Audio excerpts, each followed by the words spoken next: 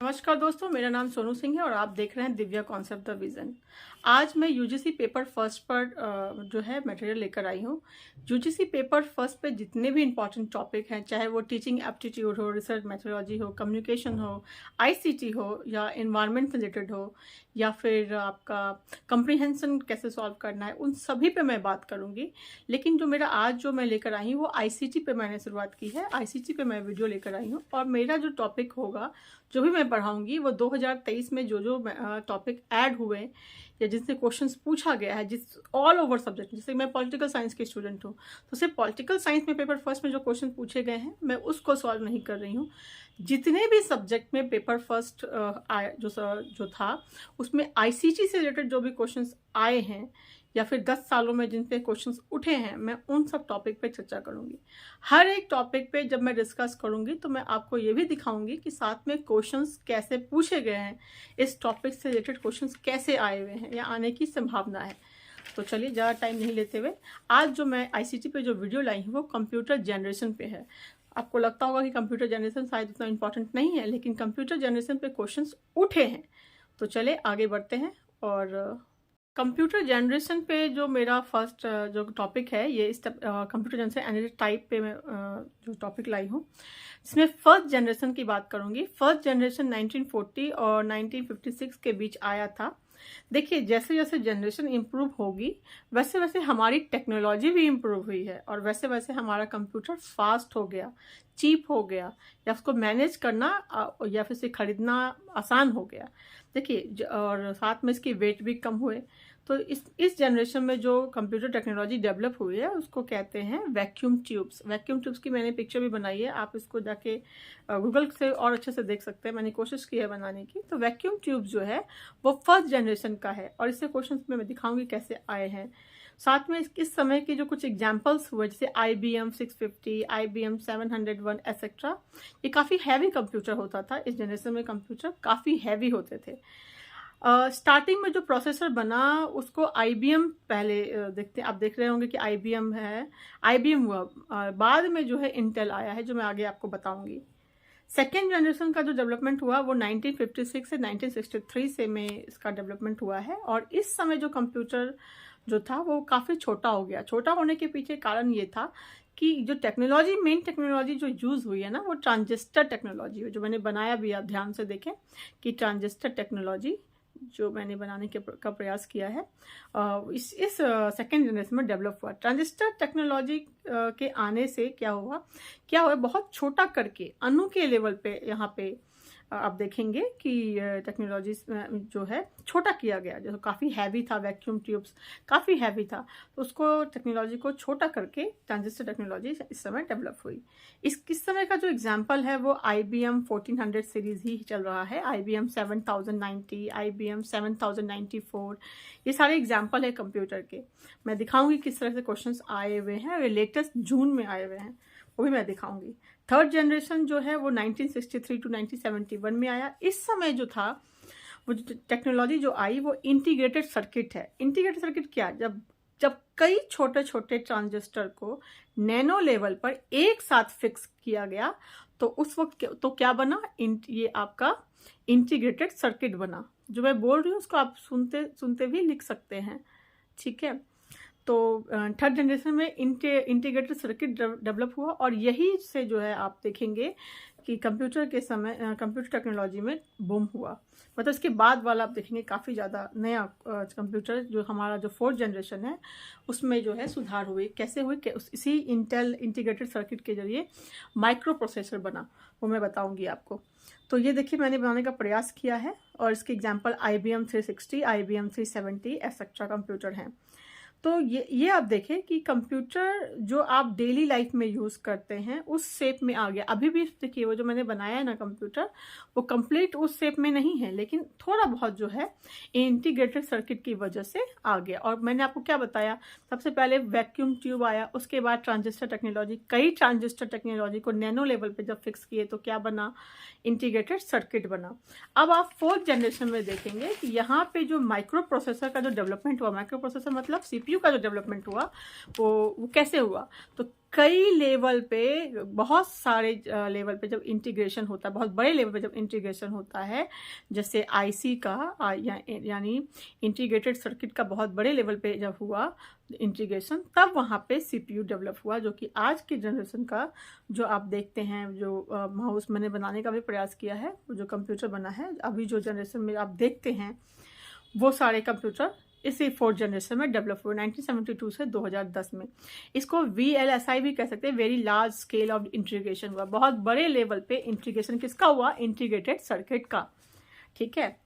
और एक चीज़ और बताना था मुझे, जब केवल आप जो थर्ड जनरेशन में जो इंटीग्रेटेड सर्किट हुआ ना, इसको आप देख सकते हैं जैसे टीवी, आप पहले ज़माने में जो पिक्चर ट्यूब टाइप की जो टीवी, जो सिर्फ टीवी का काम यूज़ होता है, इसमें आप स्मार्ट टीवी नहीं जिसमें गूगल यूज़ कर सकते हैं, वो नहीं, तो सिंपल टीवी होती है ना, उसमें ये टेक्नोलॉजी इंटीग्रेटेड सर्किट वाला टेक्नोलॉजी अभी भी यूज़ होता है, या रेडियो में आप देख सकते हैं। तो ये जिसमें सिर्फ एक साधन चले, वो आज भी इंटीग्रेटेड सर्किट जो है वो है। और एक चीज़ इसका एग्जांपल आप देख लें, फोर्थ जनरेशन का IBM PC या Apple II या एप्पल माइक्रो, ये मैकिनटोश कह सकते हैं, या ऑल्टर 8800 एक्सेट्रा, ये सारे टेक्नोलॉजी का डेवलपमेंट आपका फोर्थ जनरेशन में हुआ है।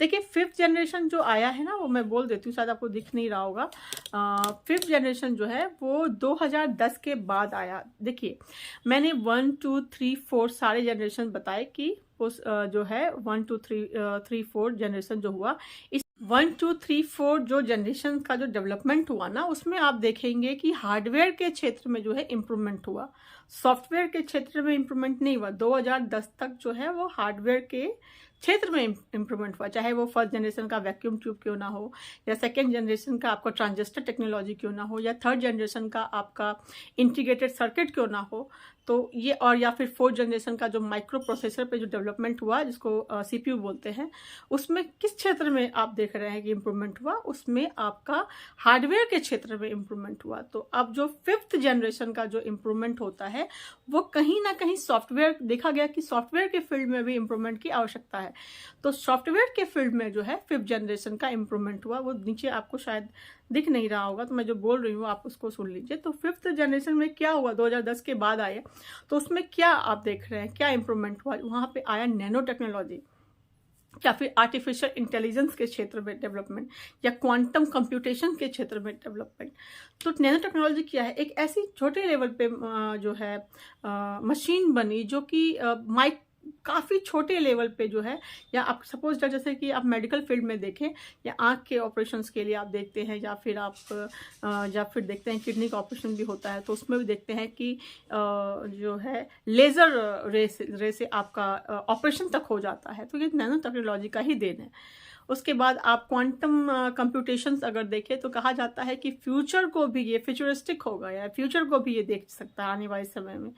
या फिर आर्टिफिशियल इंटेलिजेंस का देखें, तो ये जो रोबोटिक आप देख रहे हैं, रोबोटिक फील्ड में जो बूम हुआ है कि कई सारी चीज़ें मशीन वर्क कर देती है, तो वो आर्टिफिशियल इंटेलिजेंस के क्षेत्र में। तो यहाँ पे किस क्षेत्र में, या फिर चैट जीपीटी आप देखें, जिसमें कहा जाता है कि वो सारा काम आपका, जो भी आपके जो वर्क्स हैं, वो काफ़ी चैट जीपीटी जो अभी हाल फिलहाल में जो डेवलपमेंट हुआ है, वो काफ़ी सारे क्षेत्र, चैट जीपीटी जो है वो आपके बहुत सारे प्रॉब्लम को सॉल्व कर देता है। तो इस तरीके से जो भी जो आप देख रहे हैं, जो सुधार हो रहा है, वो आपका जो फिफ्थ जनरेशन जो देखा गया, वो सॉफ्टवेयर के फील्ड में हुआ है।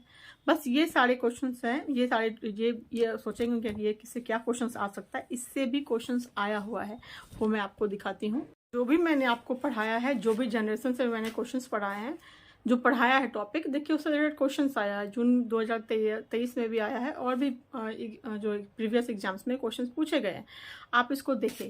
पहला क्वेश्चन क्या है, computer have involve from early mainframe computer to relatively small smart device with high computing power being used today. मतलब कंप्यूटर जो पहले मैंने क्या पढ़ाया आपको, फर्स्ट जनरेशन में वैक्यूम ट्यूब आया, सेकेंड में ये ट्रांजिस्टर टेक्नोलॉजी आया, थर्ड में क्या आया, इंटीग्रेटेड सर्किट आया, उसी से जो है डेवलप हुआ आपका माइक्रो प्रोसेसर, जो सीपीयू आज आप यूज़ करते हैं। उसके बाद फिफ्थ जनरेशन में स्मार्ट ये सॉफ्टवेयर पे वर्क हुआ। तो ये पूछ रहा है कि computer have involve from the early mainframe यानी first generation to computer to the relatively small smart device. आपने देखा ना, एक भारी था जो वैक्यूम ट्यूब काफ़ी भारी था, उससे स्मॉल जो डिवाइस छोटा कैसे हुआ, क्योंकि जो ट्रांजिस्टर आया उसके बाद जो आईसी जो आया ना, आईसी कई लेवल पे जो है आईसी का जो वेरी लार्ज स्केल पे जब इंटीग्रेशन हुआ तो वहाँ पे जो डिवाइसेस क्या हो गए, छोटे हो गए। तो वही पूछ रहा है कि relatively small smart device with the high computing power being use today, उसके जो ऑप्शन दिए हुए हैं वैक्यूम ट्यूब की वजह से हुआ कि या फिर ट्रांजिस्टर टेक्नोलॉजी की वजह से, या इंटीग्रेटेड सर्किट की वजह से, या कैथोड रे ट्यूब की वजह से। तो आंसर साफ है, इंटीग्रेटेड सर्किट की वजह से। आज का जो फोर्थ जनरेशन में जो आपने देखा बड़े बड़े लेवल पे जो है जो बड़े साइज के कंप्यूटर को छोटा हो गया, वो इंटीग्रेटेड सर्किट की वजह से हुआ है। ठीक है कि आइडेंटिफाई द करेक्ट क्रोनोलॉजी में आपको अरेंज करना। देखिए मैंने आपको एग्जांपल दिया था ना, लेकिन इतना बड़ा एग्जांपल आप फर्स्ट जनरेशन के IBM समथिंग लर्न करना या सेकंड जनरेशन के एग्जांपल को लर्न करना थोड़ा टफ है। तो क्या करेंगे आप, कॉमन सेंस यूज करेंगे। IBM में जो छोटा नंबर होगा ना वो आपका फर्स्ट जनरेशन में होगा, जो बड़ा नंबर होगा ना IBM में वो आपका जो है सेकेंड जनरेशन का होगा। तो बस इसी के साथ आपको खेलना है। तो आइडेंटिफाई द क्रोनोलॉजिकल ऑर्डर। तो सबसे पहले क्या आया, IBM 700, जैसे एग्जाम्पल में थे IBM 701 या ऑल्टर 8800 या एप्पल का मैकिन्टोश या IBM 1620 या एप्पल का मैक। तो सबसे पहले आपको लगाना है, सबसे पहले क्या आया, तो IBM 701, उसके बाद आपको लगाना IBM 1620, उसके बाद क्या नंबर आपको बड़ा दिख रहा है, ऑल्टर 8800 ये आया। उसके बाद तो एप्पल का मैकिन्टोश ही आएगा और एप्पल फिर मैक लास्ट में हुआ। ये फोर्थ जनरेशन का है। ठीक है, तो और थर्ड क्वेश्चन है computer based of the fourth generation to, मैंने तो क्वेश्चन को छोटा कर दिया, क्वेश्चन बहुत बड़ा था, मैं इसको छोटा क्योंकि मैं बोर्ड में लिख रही हूँ तो छोटा कर दिया मैंने, लेकिन ये सारे क्वेश्चंस एग्जाम्स में आए हुए हैं। तो computer based on fourth generation to first generation में आपको जो मैंने जो ऑप्शन दिए हैं उसको आपको अरेंज करना है आपको, जैसे micro processor, vacuum tube, integrated circuit या ट्रांजिस्टर। सबसे फोर्थ जनरेशन सबसे पहले क्या आया, सबसे पहले नहीं, फोर्थ जनरेशन सबसे पहले क्या था, तो फोर्थ जनरेशन जो है वो माइक्रो प्रोसेसर टेक्नोलॉजी डेवलप हुआ। उसके बाद आपका आता है इंटीग्रेटेड सर्किट, फिर ट्रांजिस्टर टेक्नोलॉजी और वैक्यूम ट्यूब। ये क्वेश्चंस आए हुए हैं।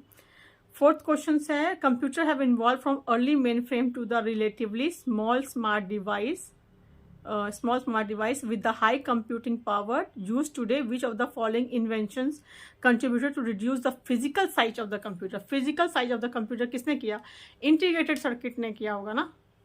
फिजिकल साइज ऑफ कंप्यूटर को तो बड़े से छोटा किसने, अब मैंने क्या कहा था कि जो इंटीग्रेट आईसी में जो आईसी के आने के बाद थर्ड जनरेशन में जो आईसी आया ना, इसके इन्वेंशन के बाद क्या हुआ इसका बहुत बड़े लेवल पे जो है इंटीग्रेशन हुआ, वेरी लार्ज स्केल इंटीग्रेशन हुआ। तो उससे क्या हुआ, टेक्नोलॉजी और छोटी हो गई, जो हार्डवेयर पे और छोटी हो गई, जिससे कि आप देख सकते हैं कि वो जो अभी का जो कंप्यूटर है या फिर लैपटॉप है, आपने देखा कि वो सब डेवलप हुआ।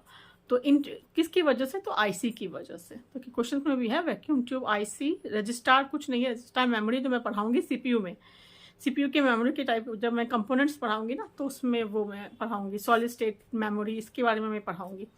तो ठीक है, तो ये सारे क्वेश्चंस आपको मैंने दिखाया कि जनरेशन के क्वेश्चंस मैंने पढ़ाए, उससे क्वेश्चंस आए हुए हैं।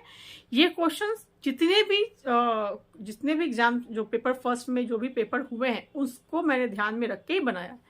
तो मैं अपनी तरफ से क्वेश्चन नहीं है, एग्जाम में पूछे क्वेश्चन है, एग्जाम में पूछे गए क्वेश्चन है जिसको आप जो है अपनी प्रिपरेशन को और अच्छे से कर सकते हैं। तो आज के लिए इतना ही, फिर नेक्स्ट बहुत इंपॉर्टेंट वीडियो आने वाला है, सीपीयू पे मैं पढ़ाऊंगी। सीपीयू बहुत इंपॉर्टेंट है, उससे क्वेश्चंस आते ही हैं, तो प्लीज़ आप जुड़े रहिए। अच्छा लगे तो please like, share and subscribe. तब तक के लिए धन्यवाद।